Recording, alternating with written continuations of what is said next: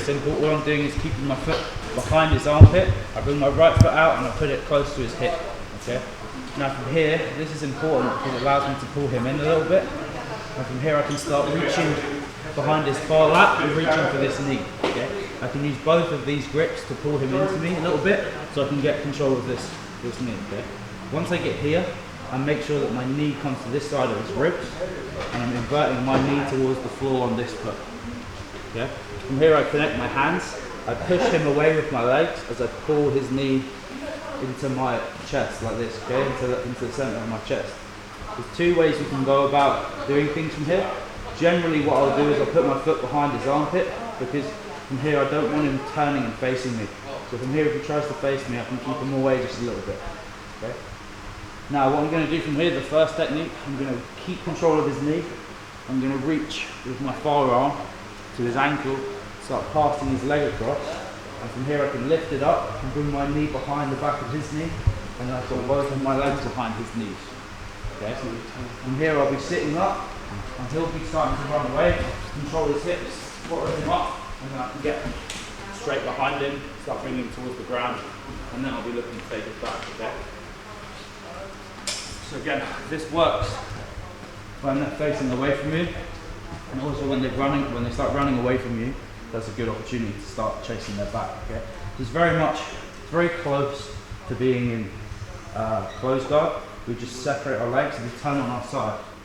From here, I bring my foot behind his armpit. My other foot's just resting on his hip. I pull him in with my foot so I can get this grip. I can pull him in a little bit more and get this grip underneath his leg. Okay. From here, I connect my hands. I put my knee on this side of him so I can push him away. As I pull his leg into the center of my chest. From here I put my foot behind his armpit and then I can start still controlling his knee with the underhooking arm. I pass his leg across. From here I can lift his leg up and I bring my knee behind his knee and start pushing him away. As he scrambles, I start reaching to his hips, pull myself up and then I connect my hands around his waist and then from here we can start returning him to the floor. Okay? One more time. I'm in this position here, okay? I'm looking for this grip, okay? This is important because it helps me pull, but also if I don't have it and I start underhooking here, he's going to go crossface with this arm. Yeah, and this can be quite difficult. So if I come here first, if he goes to crossface me, I just bring my head to my arm and then his hand will just go over the top. Okay? From here, I connect my hands, I push him away. Okay? Foot comes behind the armpit. I pass his leg across, I bring my knee behind his knee. I'm immediately controlling his far leg to slow him down. As he starts to run away from me, I reach to his hips, allow him to pull me up, and then I can start bringing him down to the floor. So when we did this on Friday, I found out people just backstep quite a lot for me. What do you do to prevent that? So like, what point are they backstepping at? So once you've got the leg, like about there, like when I'm between you can't always stop them from backstepping. Yeah. I could just start getting my foot in that position. It doesn't make a whole lot of sense for me to backstep at that point. The only time it makes sense for me to backstep is if I start throwing this leg over the top. Because now if I do nothing, you just end up in 50-50 and we're in a neutral position and he's not getting pulled up. So people don't generally backstep from this position. But again, if he did backstep, I'd just keep this grip and I'd follow him and I'd start getting top position as this. Alright guys, let's go. 1, 2. So that, I reach to the knee, I connect my hands, I pull his what I'm trying to do here is pull his knee to my breastplate here. Okay, and I'm controlling it nice and tight. I switch to this position, okay, where my foot's behind his armpit. Sometimes I will then shrimp out just a little bit more. Then it's easier to throw this leg over because we're going to enter the legs now, okay? So I'm throwing my left leg all the way over and I'm looking for his far knee. So I'm trying to get my foot behind his far knee, okay? From here, I need to be really careful that I don't relax my legs because if I don't have my knees pinched, he's just going to pull his leg out, okay? So from here, I pinch my knees nice and tight and I control this knee here, okay, with this arm. From here, I reach to his toes, I start passing his leg across.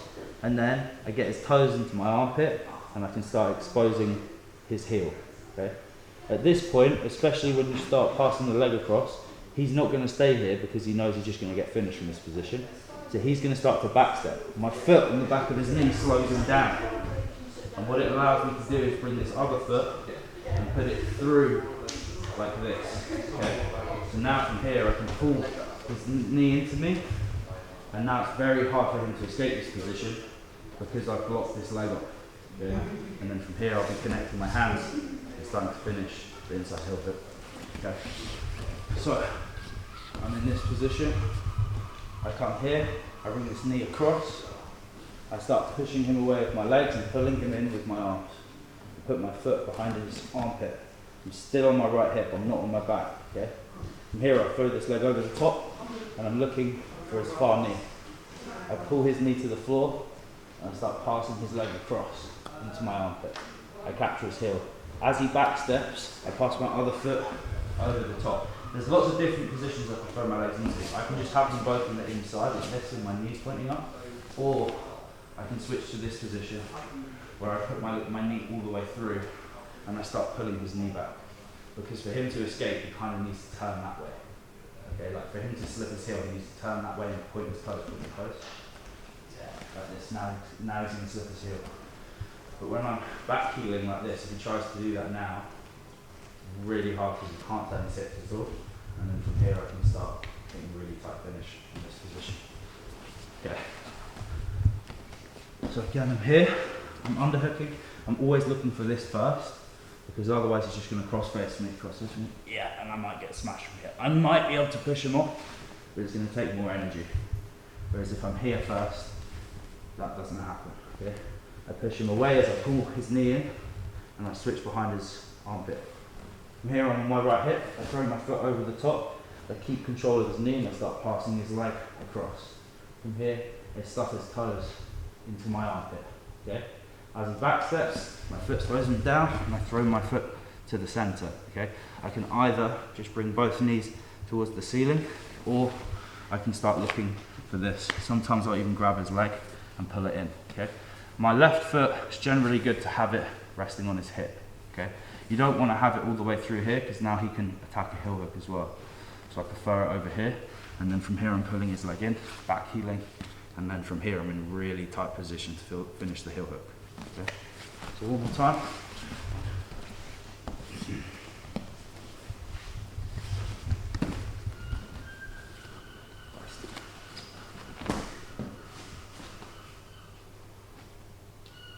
Okay guys, let's give that a go on too.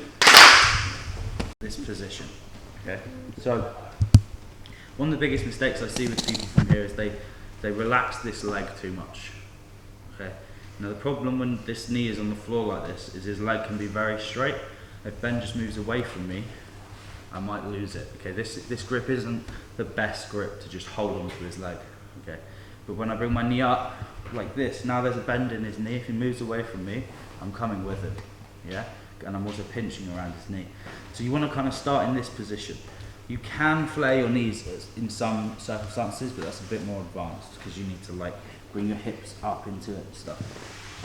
What I'm going to do from here, okay, is I'm going to connect my hands palm to palm grip like this. This isn't the strongest grip with heel hooks. It's better to program this in. Okay, and from here I'm pointing both of my knees up. Okay.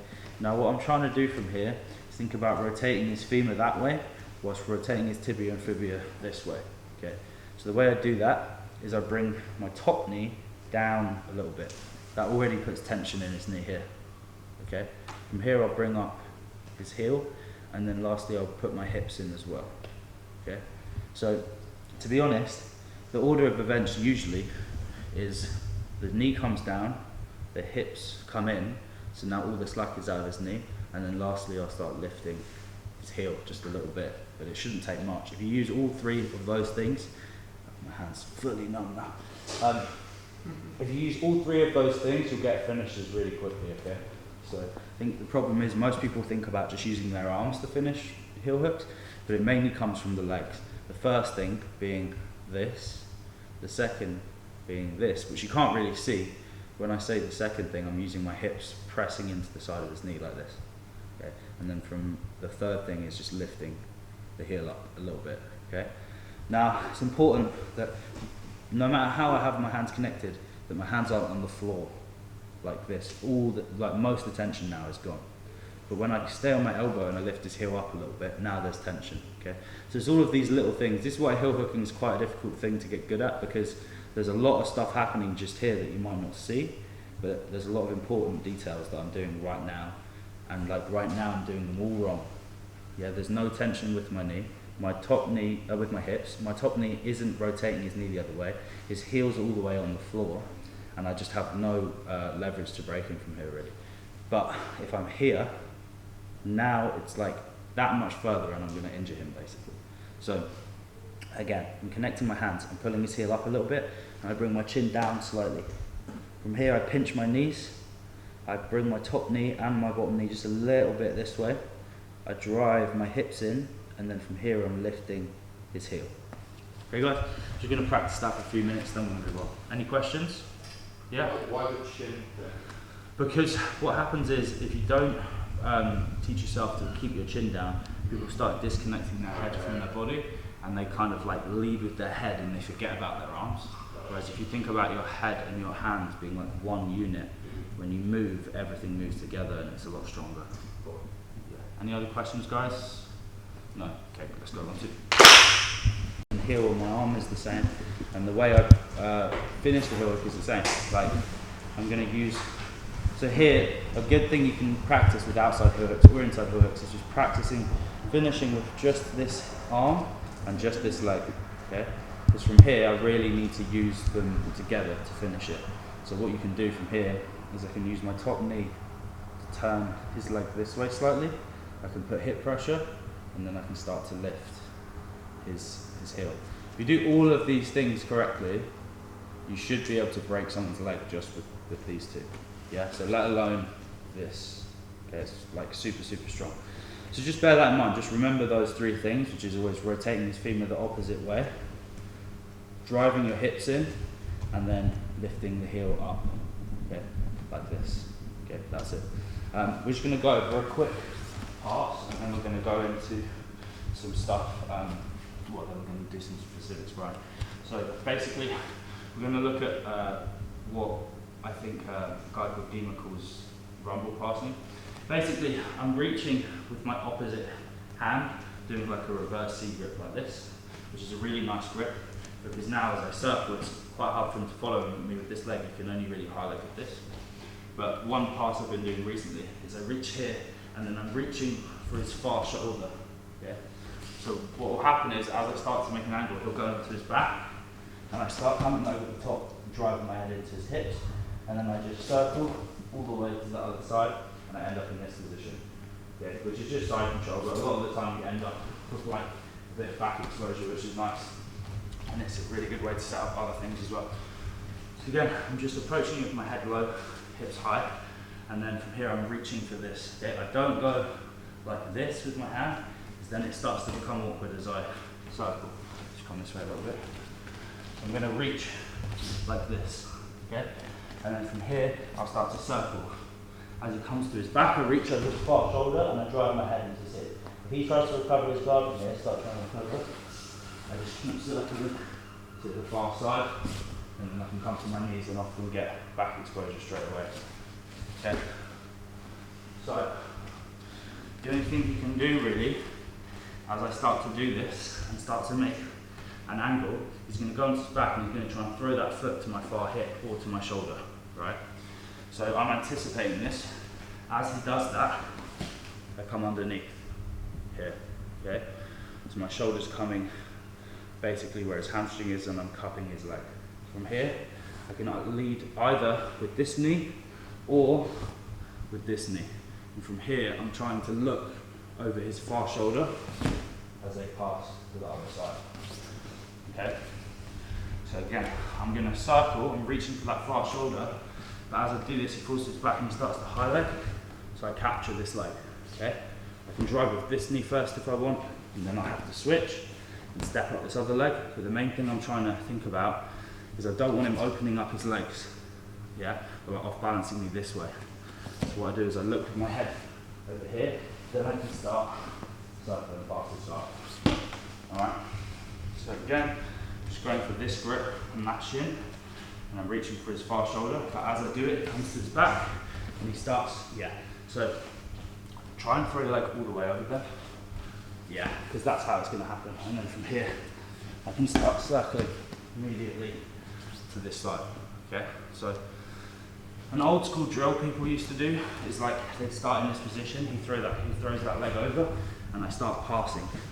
And then from here, he'll turn back into me, throw the leg over again, and then I go again. Okay, so if you get good at this crossover passing stuff, you can put a lot of pressure on people's guards because everyone high legs like that. Everyone brings that leg over the top. I do it all the time. So if you can learn how to counter it and with like good timing and use it to do the crossover passing, you can just continually do it, and it's really hard work for him. Okay, so one more time. I come here, high legs, and I immediately switch to the other side, bringing my head down so he can't open his knees, and then I can come closer to his head. Okay guys, everyone good with that? Quick question. Yeah. I think sometimes like when I've tried this pass, they start reaching over to like the far shin. With the hand? Yeah, and it kind of stops it. It kind of just stopped me momentarily from moving. So he's reaching with this hand? He's like posting there, and he's using his other hand to post on my hip. On your hip? Yeah. I mean, to be honest, I could just go knee on belly. You just go knee on belly. Yeah, do it on me, Mark. So.